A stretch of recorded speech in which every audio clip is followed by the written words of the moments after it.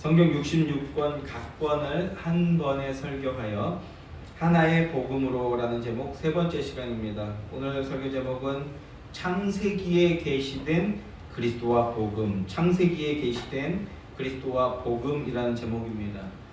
이제 오늘부터 성경 각 권 창세기를 시작으로 해서 이제 본격적으로 시작을 합니다.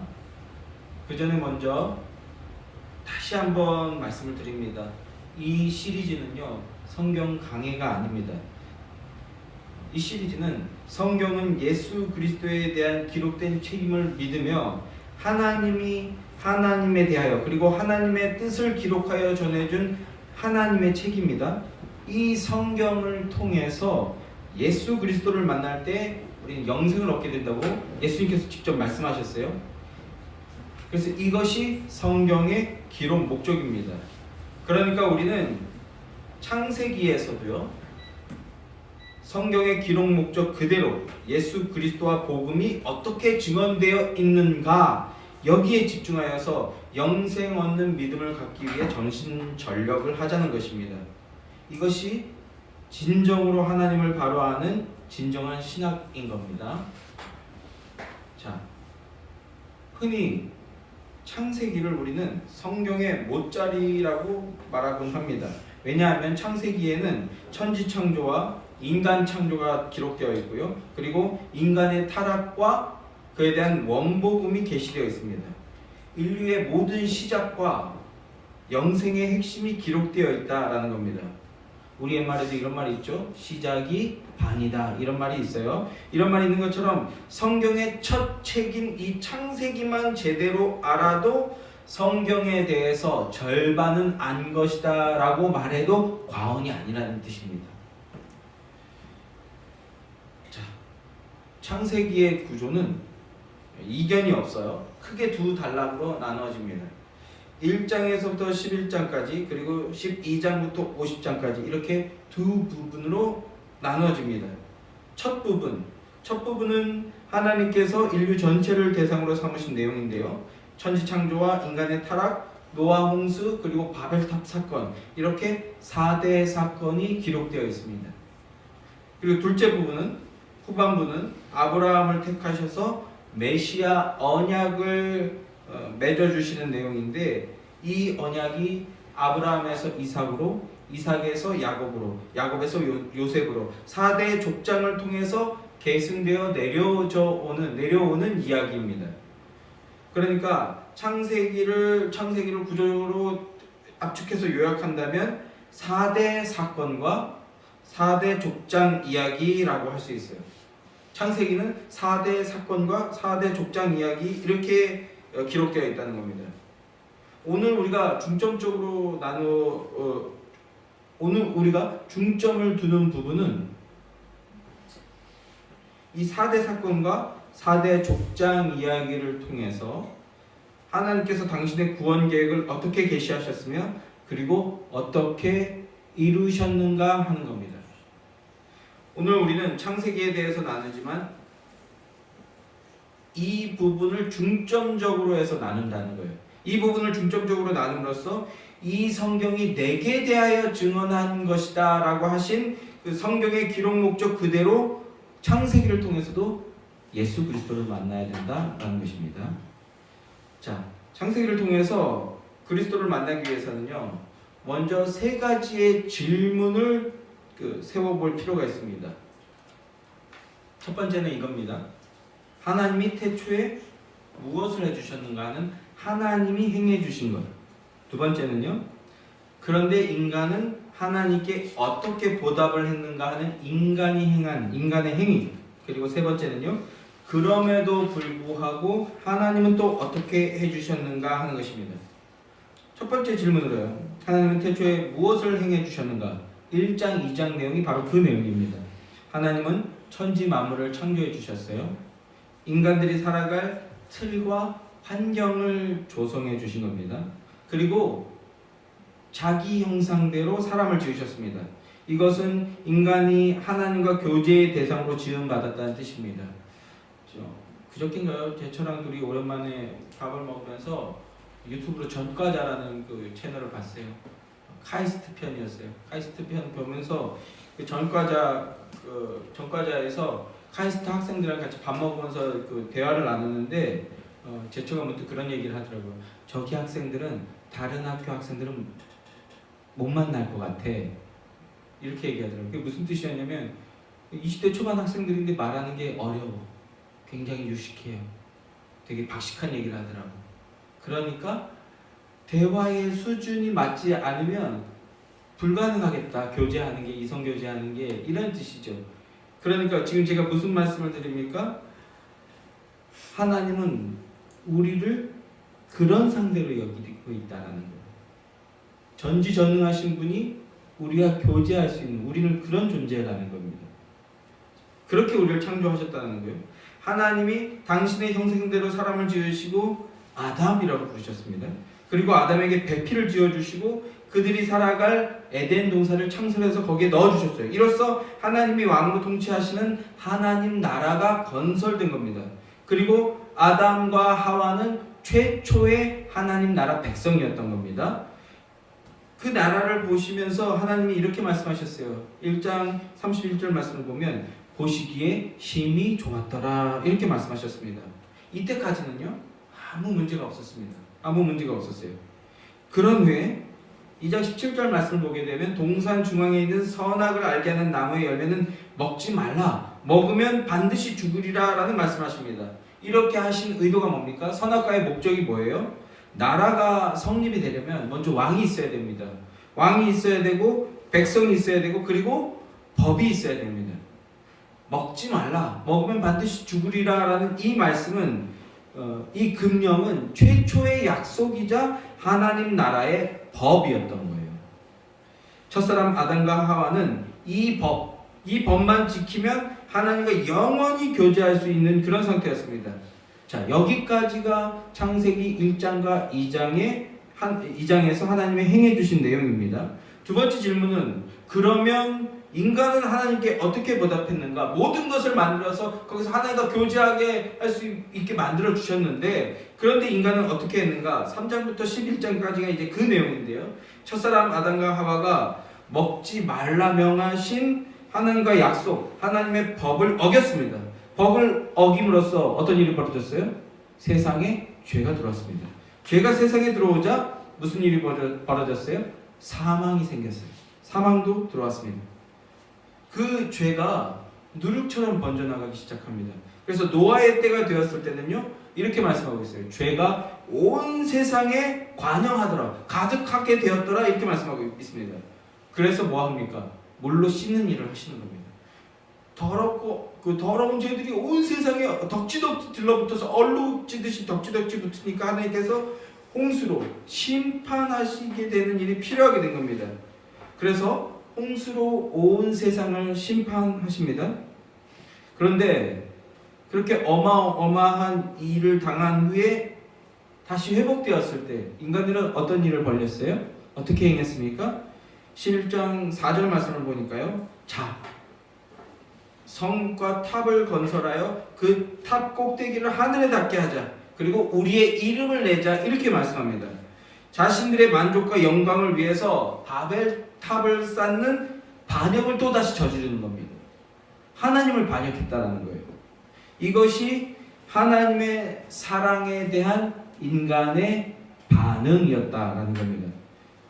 배은망덕한 모습을 보여주는 겁니다. 배은망덕한 모습. 자, 그런데 이렇게 끝나지가 않죠. 세 번째 질문으로 넘어가면요. 이런 상황인데 그럼에도 불구하고 우리 하나님은 어떻게 행해 주셨는가? 그 내용이 12장부터 50장까지의 내용입니다. 배은망덕한 인간들의 반역 속에서 하나님은요 한 사람을 부르십니다. 누굽니까? 바로 아브라함입니다. 아브라함을 부르셨어요. 그리고 아브라함과 언약을 맺으십니다. 자, 창세기 12장 1절부터 3절까지 말씀입니다. 1페이지 맨 마지막에 있어요. 우리 한 목소리로 합독합시다. 창세기 12장 1절부터 3절까지 말씀 다 함께 시작. 여호와께서 아브라함에게 이르시되 너는 너의 고향과 친척과 아버지의 집을 떠나 내가 내게 보여줄 땅으로 가라. 내가 너로 큰 민족을 이루고 내게 복을 주어 내 이름을 창대하게 하리니 너는 복이 될지라. 너를 축복하는 자에게 내가 복을 내리고 너를 저주하는 자에게는 내가 저주하리니 땅의 모든 족속이 너로 말미암아 복을 얻을 것이라 하신지라. 아멘. 하나님이 아브라함과 메시아 언약을 맺어주시는 장면입니다. 언약 신학으로 들어가면 아브라함 언약이라고 말씀하지만 결국 모든 언약은 메시아 언약입니다. 자, 메시아 언약을 맺어주시는데 창세기 3장에서 하나님은요, 아담과 하와를 유혹한 사탄에게 여자의 후손이 내 머리를 상하게 할 것이라 이렇게 원복음을 주십니다. 여자의 후손 즉 메시아를 보내서 사탄을 멸하시고 인류를 구원해 주시겠다는 하나님의 선언이었던 겁니다. 자, 그 여자의 후손을 아브라함의 자손으로 보내시겠다라는 것이 메시아 언약입니다. 여자의 후손을 보내주겠다라는 거예요. 그 메시아 언약을 이삭에게 이어가게 하고 그리고 야곱에게 이어가게 하시는 겁니다. 그래서 아브라함의 하나님, 이삭의 하나님, 야곱의 하나님 이렇게 우리가 부르게 되는 거예요. 자, 그리고 야곱의 12아들들 중에서 메시아는 어느 지파에서 나타나게 됩니까? 어느 지파를 통해서 메시아가 오시게 되는가요? 49장 10절 말씀입니다. 다 함께 읽을까요? 49장 10절 말씀도 다 함께 시작. 규가 유다를 떠나지 아니하며 통치자의 지팡이가 그 발 사이에서 떠나지 아니하시기를 실로가 오시기까지 이르리니 이렇게 말씀하죠. 자, 메시아가 어느 지파에서 오신다고 말씀하고 있어요? 체크하시면 되겠어요. 찾아서 메시아가 어느 지파에서 오신다고 말씀합니까? 넷째 아들 유다 지파에서 온다고 말씀합니다. 유다 지파에서 나실 것을 예언하고 있어요. 자, 여기까지 지금 세 가지 질문을 통해서 우리가 창세기 전체를 한번 훑어본 겁니다. 여기까지가 지금 세 번째 질문을 통해서 우리가 12장부터 50장까지의 대략을 살펴본 겁니다. 자, 이렇게 그리스도를 중심으로 해서 창세기의 전반적인 줄거리를 우리가 살펴보았으니까요. 이제 우리가 할 일은 뭡니까?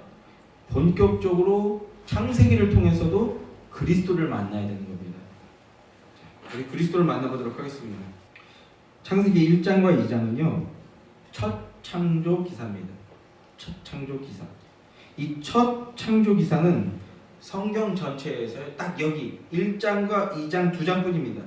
나머지 3장부터 50장까지 그리고 나머지 성경 마지막 책인 요한계시록까지 전부 다 재창조에 대한 얘기입니다.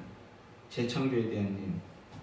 그러면 이 재창조가 누구를 통해서 이루어진다고 말씀하시는 겁니까? 여자의 후손, 바로 예수 그리스도를 통해서 이루어진다라는 겁니다. 그러니까 창세기의 핵심도 여자의 후손, 즉 예수 그리스도신 거예요. 우리 창세기를 통해서도 예수 그리스도를 만나야 됩니다. 성경은 이렇게 봐야 되는 겁니다. 성도는 성경 어디를 보든지 예수 그리스도를 볼 수 있어야 합니다. 그래야 만날 수가 있잖아요. 창세기를 통해서도 그리스도를 볼 수 있어야 하고 성경 전체를 통해서 그리스도와 그리스도의 사역, 이게 뭐죠? 복음이죠. 복음을 볼 수 있어야 하고 그리고 나아가서 우리 예수에게는 어떻게 해야 됩니까? 이 복음을 증언할 수 있어야 되는 거예요. 그것이 성경 전체의 핵심이기 때문에 우리 반드시 그렇게 해야 되는 겁니다. 자, 여자의 후손, 즉 그리스도를 통해서 천하 만민이 복을 얻게 하는 것이 하나님의 계획인데, 그러면 어떤 방법을 통해서 구원의 복을 얻게 하시는가? 우리에게 이 점이 중요한 거예요. 여기에 복음의 핵심이 있기 때문입니다. 자, 창세기 22장 2절 말씀을 보겠습니다. 창세기 22장 2절 말씀. 자, 함께 읽을까요? 창세기 22장 2절 말씀. 자, 시작. 여호와께서 이르시되 내 아들 내 사랑하는 독자 이삭을 데리고 모리아 땅으로 가서 내가 내게 일러준 한 산 거기서 그를 번제로 드리라. 하나님께서 아브라함에게 말씀하십니다. 이게 100살이 넘어서 얻게 된 정말 귀한 아들인데 그 귀한 아들 이삭을 제물로 바치라고 말씀하십니다. 우리 성도님들은 너무나 잘 아시는 말씀 아닙니까? 많은 순간 우리는요 이 말씀을 윤리 도덕이나 아니면 아브라함 같은 믿음의 사람이 되지 않은 교훈의 방식으로만 접근해 왔었어요. 너무나 오랫동안 그렇게 접근해 왔습니다.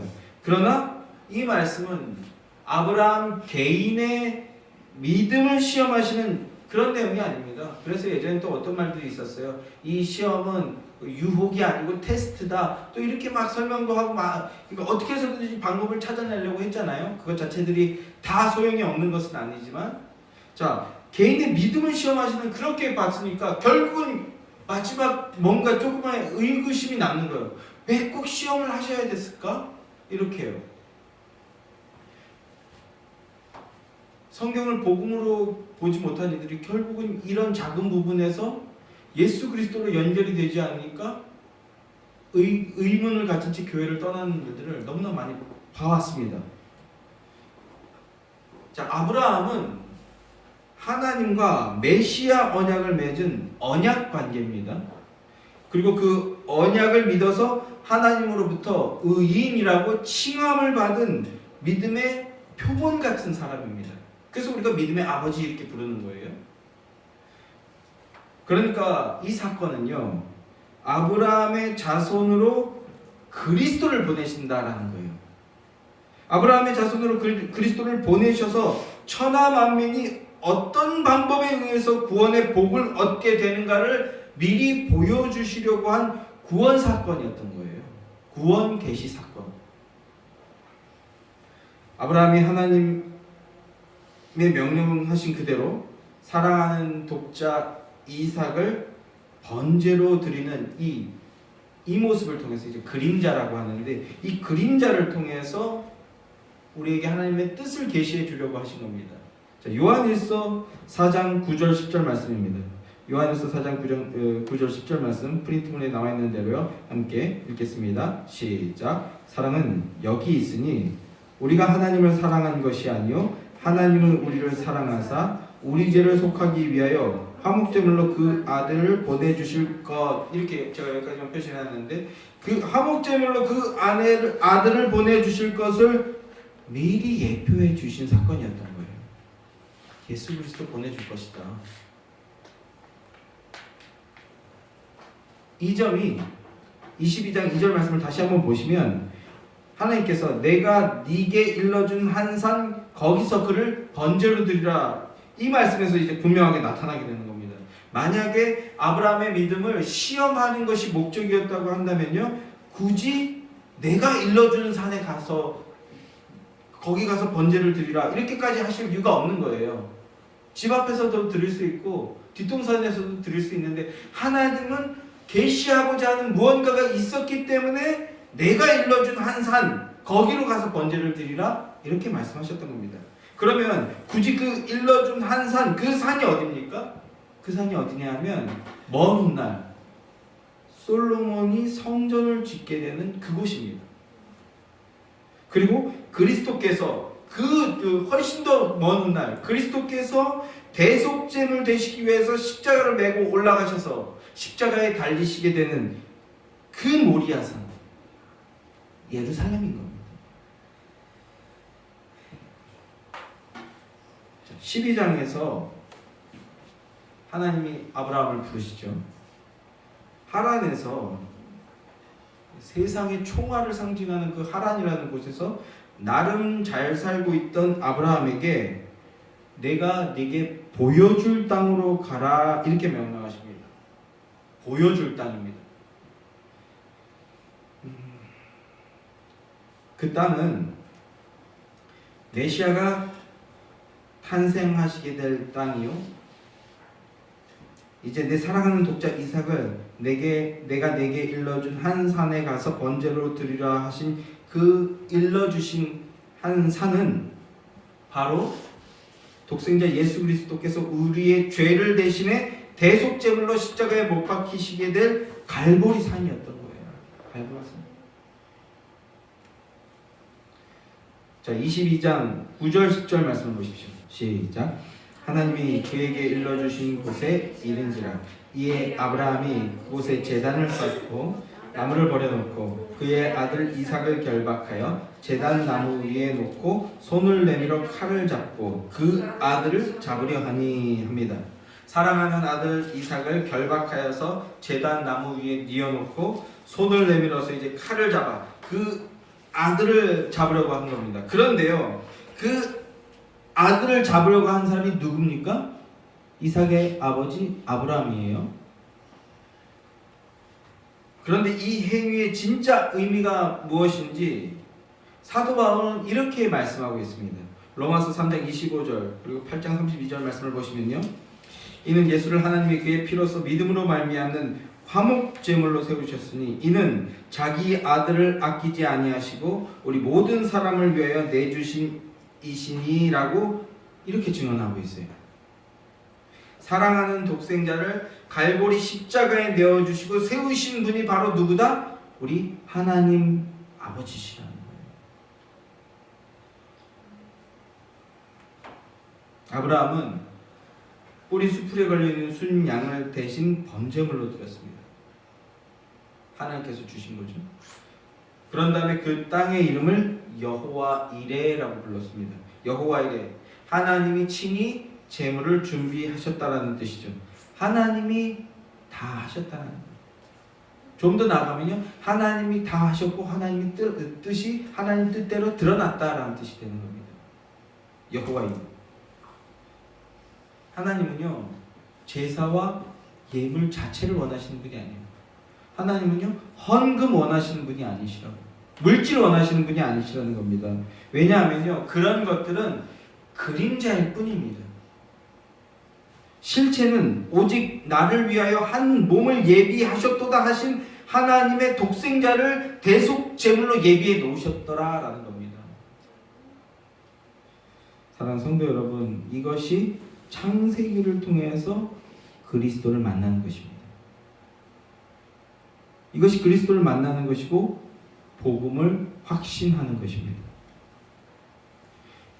그동안은 우리도 아브라함 같은 믿음의 사람이 되자 하는 이런 식의 사람의 이야기를 듣고 받았다면, 이제는 그리스도의 복음으로 듣고 받으며 단단히 붙드는 여러분들 되시기를 주님의 이름으로 축원합니다. 성경은 하나님이 하나님의 이야기를 하시는 하나님의 책이다라는 걸 단단히 기억하고 붙드는 복된 성도들이 되시기를 소망합니다. 우리는 이걸 믿고 이걸 증언합시다. 아브라함 같은 믿음의 사람이 되겠습니다. 기도 많이 하는 사람이 되겠습니다. 이런 거 말고 예수 그리스도를 증언하는 것을 통하여서, 복음을 통하여서 영혼을 구원하는 그 일에 참여하는 성도들이 되시길 소망합니다.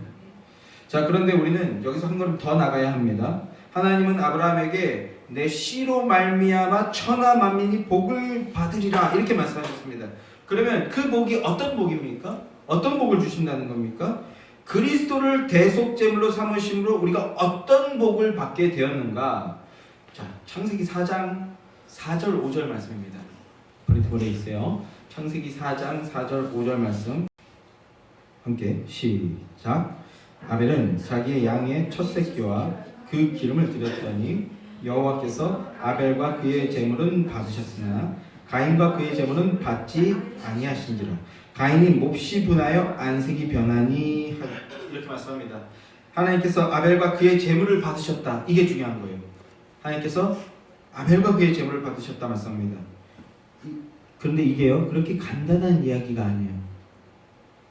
아벨이 제사를 드리고 그 제사가 하나님께 연락되었다, 하나님께서 받으심이 되었다는 것은요, 어떤 의미를 담고 있냐면 우리의 예배도 그렇게 하나님이 받아주시고 우리도 받아주시는 복을 받게 되었다는 뜻입니다. 이게 놀라운 이야기인 겁니다. 어떻게 그럴 수 있습니까? 아벨을 받으셨다라는 이 4장 4절 말씀, 불과 4절 앞의 말씀에 어떤 말씀이 나오냐면 하나님께서 아담과 하와를 쫓아내셨다 하는 그 인간의 영적 비참함 현실과 너무나 큰 대조를 이루는 말씀이기 때문에 그렇습니다. 인간은 하나님으로부터 추방당한 존재였는데 그래서 하나님 앞에 나아갈 수가 없었어요. 나아갈 수가 없는 겁니다. 그런데 불과 4절 만에 하나님 앞에 나아갈 수 있게 되었다는 겁니다. 뿐만 아니라 나아간 것으로 끝난 게 아니라 아벨과 그의 제물을 받으셨다고 합니다. 하나님이 아벨을 받으셨대요. 무슨 뜻입니까? 죄사함의 복을 얻었다는 뜻이 되는 겁니다. 자, 잘 보십시오. 하나님은 아담과 하와를 추방하셨어요. 왜 추방하셨습니까? 왜 추방하셨습니까? 이사야서 59장 2절 말씀에 잘 나와 있어요. 너희 죄악이 너희와 너희 하나님 사이를 갈라놓았고 라고 말씀하고 있어요. 너희 죄악이 하나님과 너희 사이를 갈라놨다. 죄 때문에 하나님과 갈라졌다는 거예요. 하나님은 죄와 함께 하실 수 없는 분이십니다. 그래서 어쩔 수 없이 하나님과의 사이가 갈라져 버리게 됐어요. 그런데 아벨을 받아주셨다는 것은요, 그 죄의 문제가 해결이 되었다는 뜻입니다. 그러면 하나님은 아벨의 죄의 문제를 어떻게 해결해 주셨는가? 아벨이 드린 그 양의 첫 새끼가 가지고 있는 내용이 핵심입니다. 이걸 이제 그림자 또는 예표 또는 모형 이렇게 부르는데요. 자, 요한복음 1장 29절 말씀입니다. 요한복음 1장 29절 말씀 다 함께 읽겠습니다. 시작. 이튿날 요한이 예수께서 자기에게 나아오심을 보고 이르되 보라 세상 죄를 지고 가는 하나님의 어린 양이로다. 보라 세상 죄를 지고 가는 하나님의 어린 양이로다. 당신의 아들을 대속제물로 삼으셔서 해결해 주실 것에 대한 그 예표를 보여주셨던 거예요.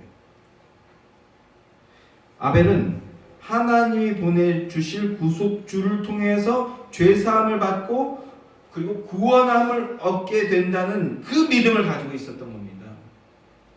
그리고 그 믿음 그대로 믿음 고백함으로써 그 믿음 고백이 제사 드리는 거였던 거예요.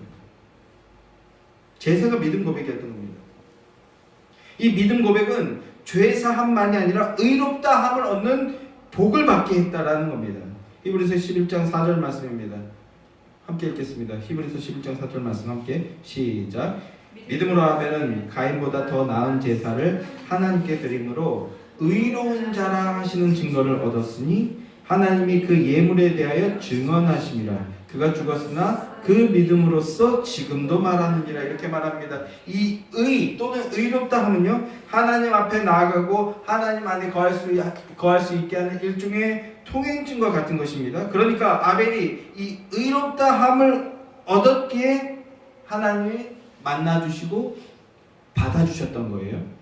그럼 어떻게 받았습니까? 아벨이 의로운 자라 하는 칭함을 어떻게 받을 수 있었습니까? 자, 창세기 4장 4절 말씀을 다시 한번 보십시오. 뭐라고 말씀하는지. 하나님이 그 예물에 대하여 증언하심이라 라고 말씀합니다. 11장 4절 말씀입니다. 제가 잘못 말씀드렸어요. 하나님이 그 예물에 대하여 증언하심이라. 아벨이 드린 그 어린 양 제사가 올바른 믿음 고백이었기에 하나님이 의롭다 선언해 주셨다라는 뜻입니다. 이 자는 의인이야 이렇게 선언해 주셨다. 인간의 의, 인간의 헌신, 인간의 수고, 인간의 애씀이 아니라 예수의 십자가 의가 내 죄를 씻어주고 나를 살렸습니다 하는 이 고백을 아벨이 했던 거예요. 그리고 하나님이 아벨의 그 고백을 받으셔서 너도 이제 의인이다 라고 증언해 주셨다, 말씀해 주셨다라는 겁니다. 죄인이란 어떤 상태입니까? 죄인의 영적 실존이 어떠합니까? 하나님께서 선악과 따먹는 범죄를 저지른 아담을 찾아가셨습니다. 먼저 찾아오셨어요. 그리고 부르셨습니다. 아담아, 네가 지금 어디 있느냐 이렇게 불러주셨어요. 그러자 아담이 뭐라고 대답합니까? 내가 벗었으므로 두려워하여 숨었나이다 하고 대답합니다. 아담은요, 숨을 수밖에 없는 존재였어요. 죄인이라는 걸 깨달았거든요. 죄인임을 깨달았기에 숨었던 겁니다. 그런데 하나님은 자신이 하나님 앞에 설 수 없는 죄인이라는 걸 고백하자 하나님은 어떻게 행해 주셨습니까? 3장 21절 말씀을 보면 하나님이 아담과 그의 아내를 위하여 가죽옷을 지어 입히시니라 합니다. 이게 복음입니다.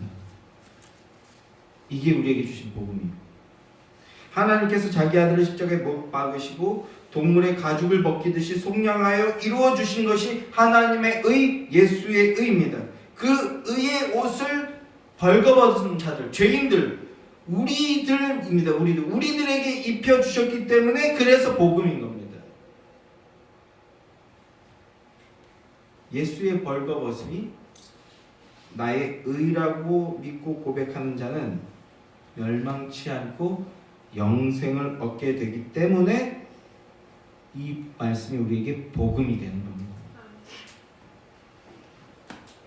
자, 스가랴서 3장 3절 4절 말씀을 한번 보겠습니다. 스가랴서 3장 3절 4절 말씀입니다. 함께 읽겠습니다. 시작. 여호수아가 더러운 옷을 입고 천사 앞에 서 있는지라 여호와께서 자기 앞에 선 자들에게 명령하사 그 더러운 옷을 벗기라 하시고 또 여호수아에게 이르시되 내가 내 죄악을 제거하여 버렸으니 내게 아름다운 옷을 입히리라 하시리라고 하죠. 하나님이 더러운 옷을 벗기라 하십니다. 이게 무슨 뜻입니까? 죄사함입니다. 죄사함. 그런데 더러운 옷을 벗기신 것으로 끝나는 것이 아니라 그 다음 뭐라고 말씀하십니까? 아름다운 옷을 입히라고도 하십니다. 뭐예요? 칭의입니다. 의롭다 해주신다는 거예요. 이것이 예수의 의고 십자가 은혜입니다. 십자가가 준 은혜. 그런데 요즘 어떤 이들은요, 십자가를 믿는 믿음은 더러움만 벗겨주는 것일 뿐이고 아름다움을 입기 위해서는 십계명과 같이 계명을 열심히 지키고 준수해야 된다, 이런 말을 하는 사람들이 있습니다. 너무나 많아요, 이런 말 하는 사람. 무슨 신학자니 학자양 하면서 성경에 없는 이런 말 합니다만 아닙니다. 다른 부분이에요. 그리스도의 십자가 대속은요, 죄인의 더러움을 씻겨줍니다. 죄인의 더러움을 씻겨주는과 동시에 죄인을 더 이상 죄인이라고 하지 않고 아름다운 자, 의인이라고 말씀해줍니다. 십자가 안에 이 두 가지 능력이 다 있는 겁니다. 아벨도 어린 양 첫 새끼 이것 드리는 제사, 즉 믿음 고백을 통해서 의롭다함을 얻었습니다. 우리도 그 믿음 고백을 통해 의롭다함을 얻게 됩니다. 예수가 내 죄 사했네. 그리고 그 예수 믿음이 나에게 의다. 이 믿음 고백을 통해서 우리도 하나님께로부터 의롭다함을 받게 된다는 겁니다. 자, 창세기 15장 6절 말씀을 보십시오. 15장 6절 짧은데요. 함께 읽겠습니다. 시작. 아브라함이 여호와를 믿으니 여호와께서 이를 그의 의로 여기시고, 이렇게 말씀하죠. 아브라함도 믿음으로 의롭다함을 받았습니다. 아담 하와에게 가죽옷을 지어 입혀주시고 아벨을 의롭다 여겨주시고 그리고 아브라함을 의롭다 여겨주신 하나님께서는요, 우리도 의롭다 여겨주십니다. 죄인이었던 우리에게 이것이 얼마나 큰 은혜고 얼마나 기쁨이고 얼마나 감사입니까? 이것이 바로 창세기에 나타나고 있는 그리스도 복음입니다. 창세기가요, 1차적으로는 아벨이나 아브라함의 의롭다함을 받게 되었다는 이야기입니다. 그러나 그것으로 끝나는 것이 아니라 지금도 말씀하시고 역사하시는 오늘의 이야기, 오늘 우리의 이야기입니다.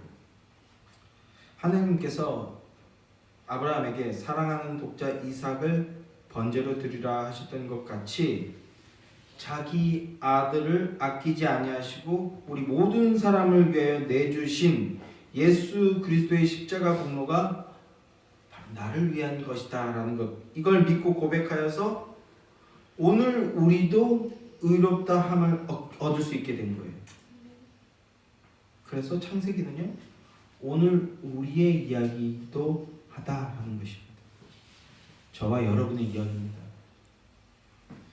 예수 그리스도를 믿는 자는 어떤 죄인이라도 의롭다함을 얻게 된다는 것이 창세기를 통해서 우리에게 주시는 복음이요 축복인 겁니다. 사랑하는 성도 여러분, 이제 이 복음을 아시게 되었다면 오직 이 복음만 열심히 붙들고 그리고 고백하고 증언하는 여러분들 되시기를 주님의 이름으로 축원합니다. 사람의 말이 아닙니다. 사람의 말로 사람을 변화시킬 수 없습니다. 오직 복음이 영혼을 구원하고 하나님께로 이끄는 하나님의 능력입니다. 자, 이제 창세기 마지막입니다. 마지막 장에서 요셉이 자신을 팔아버린 형들에게 증언하는 내용입니다. 그 중에서 우리 50장 20절 말씀만 다시 한번 읽겠습니다. 창세기 50장 20절 말씀 다 함께 시작.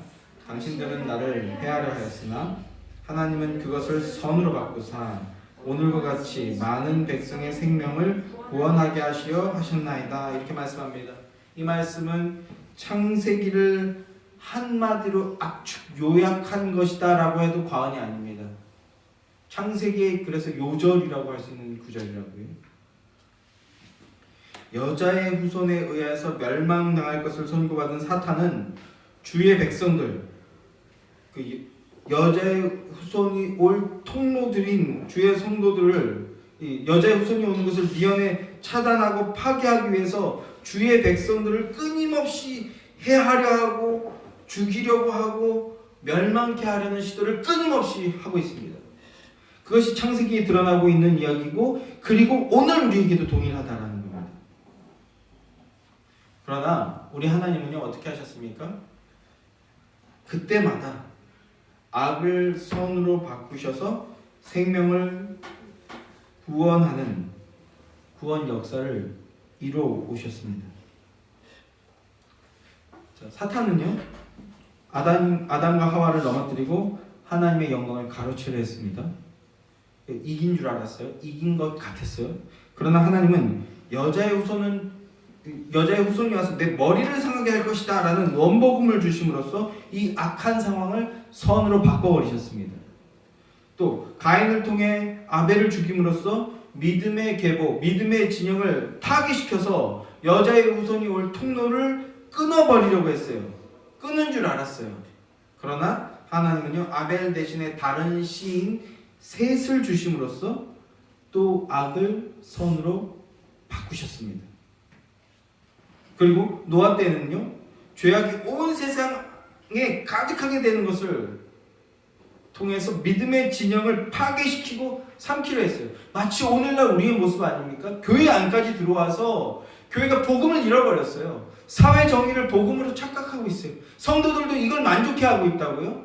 이것을 통해서 온 세상을 파괴시켜버리려고 하고 집어삼키려고 하는 겁니다. 그러나 하나님은요 홍수로 심판하셨어요. 그러나 노아와 그의 가족만은 보존하심으로써 여자의 후손의 씨가 올 수 있는 길을 열어놓으셨습니다. 악을 선으로 바꿔주셨던 겁니다. 홍수 심판 이후에도 죄악된 인간들은 바벨탑을 쌓는 것으로 하나님을 반역했지만 하나님은 아브라함이라는 한 사람을 선택하셔서 그와 메시아 언약을 맺으셨고 이삭과 야곱에게 계승시킴으로써 또 악을 선으로 바꿔버리셨습니다. 사탄은요 죽이고 파괴하며 악을 만들려고 하지만 악한 세상을 만들려고 하지만 그러나 하나님은요 그 모든 악을 결국 선으로 바꾸시고 생명이 흐르게 하시는 우리의 구주이십니다. 이 구주를 믿고 따르는 그 믿음 가진 자들 안에서만 이 생명의 회복의 능력이 나오는 겁니다. 자, 그러면 우리가 명심할 것은 이것입니다. 하나님께서 악을 선으로 바꾸신 최대의 사건이 무엇인가 하는 것입니다. 사탄의 최대의 악은 갈보리 언덕에서 나타났어요. 지금 고난 주간이라고 하는 주간 아닙니까? 이제 내일 모레 금요일 날 예수님이 십자가에 지시게 되는데 바로 사탄의 최대의 악은요 하나님의 아들을 십자가에 못 박는 사건이었습니다. 그런데 하나님의 선은요, 이 악을 통해서 오히려 많은 백성의 생명을 구원하시는 복음이었던 것입니다. 요셉이 고백한 악을 선으로 바꾸셔서 많은 백성을 구원하게 하신 선하신 역사는 오늘 우리에게도 동일하게 적용되고 있는 은혜의 고백이었던 겁니다. 사탄은요, 이제 예수님이 다시 오시기 전까지 그때까지 최선을 다하는 겁니다.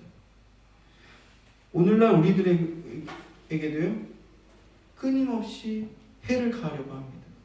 그 목적이 뭡니까? 하나님과의 연결이 끊어지게 하려고 하는 거예요. 그래서 끊임없이 우리를 핍박합니다. 어떤 이에게는 고통을 주는 게 핍박이면 고통을 주고요. 고통을 줘야 하나님과의 연결이 느슨해지면 고통을 줘요. 또 어떤 이는요, 풍요를 줍니다. 하나님과의 연결이 풍요로워지면 하나님과의 연결이 느슨해지는 사람이라면 풍요를 줍니다. 또 어떤 이들에게는 쾌락을 줍니다. 이게 다 핍박이에요. 이러한 핍박을 통해서 하나님과의 연결을 끊으려고 합니다. 그러나 사도 바울의 증언은 이렇습니다. 로마서 8장 28절 말씀을 보십시오. 우리가 알거니와 이렇게 말씀합니다. 나는 확신한다 라는 겁니다. 바울이 나는 이것에 대해서 확신하고 있다 이런 뜻입니다.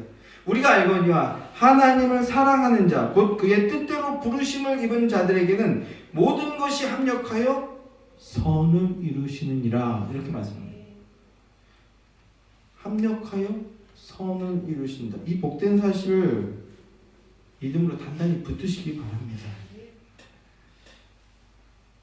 히브리서 11장 말씀을 보면 아브라함과 이삭과 야곱 이 사람들이 다 믿음을 따라 죽었으나 약속은 받지 못하였다 이렇게 말씀합니다. 무슨 말이냐면 그들은 믿음으로 살았어요. 그러나 눈으로 약속을 목격하지는 못했었다라는 겁니다. 약속이 뭡니까? 육신을 입고 오신 예수 그리스도예요. 번제물이 되기 위해서 오신 예수 그리스도예요. 눈으로는 보지 못했다라는 겁니다. 그러나 우리 하나님은 약속하신 그대로 신실하게 아브라함의 자손으로 그리스도를 보내셔서 대속제물이 되게 하셨습니다. 우리는 그것을 눈으로 보았고 성경으로 통해서 듣고 배우고 있는 것이죠. 그러니까 신실하게 언약을 지켜주시는 분이시라는 걸 우리는 알 수가 있습니다. 하나님은요, 약속하신 것을 반드시 이루시는 분이십니다. 그리고 이루어 주십니다. 그래서 이제 우리에게 남은 하나의 약속이 있어요. 그것은 요한복음 14장 3절에서 말씀하셨듯이 내가 다시 와서 너희를 내게로 영접하여 나 있는 곳에 너희도 있게 하리라 하신 재림의 약속입니다. 우리 선하신 하나님은 언약하신 바를 반드시 이뤄내시는 신실한 하나님이십니다. 그 하나님을 믿고 주인으로 섬기며 고백하는 여러분 되시기를 주님의 이름으로 축원합니다. 그리고 그 마지막 하나 남은 언약을 믿고 그 믿음을 따라 사시는 복되고 신실한 주님의 증인들이 되시기를 우리 존귀하신 우리 구주 예수 그리스도의 이름 받들어서 축원합니다.